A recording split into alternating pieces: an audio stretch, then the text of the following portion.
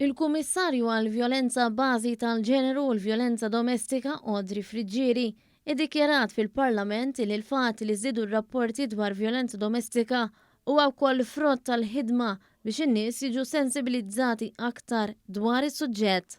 U meta konna qed ngħidu lil kulħadd tkellem. Issa n-nies qed jitkellmu. Ġifieri kemm ir-rapporti jiena nħodha bħala good news, l-sforzi tagħna qegħdin ikunu effettivi.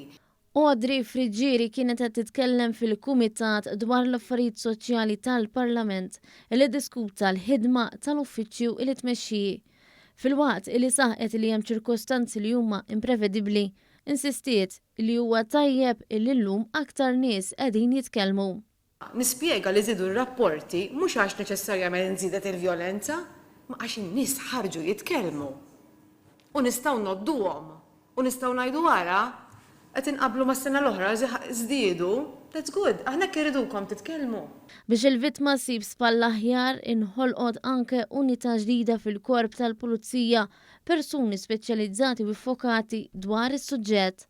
Flaqa parlamentari li fiha ġiet elenkata l-ħidma li tagħmel il-Kummissarju tqajmu diversi punti, mill-vjolenza fuq in-nisa għal dawk fuq il-persuni b'diżabilità u l-anzjani fost l-oħrajn. Audrey Friġġieri elenkat l-inizjattivi tagħha u l-appoġġ li ssib mill-awtoritajiet biex dawn jiġu implementati. Kruċjali għal dan kif fakret iċ-chairperson tal-Kumitat Parlamentari Rożjen Kutajjar u għal fatt li fis-snin riċenti ittieħdet id-deċiżjoni li l-kummissarju responsabbli minn suġġett daqstant importanti ma jibqax part-time.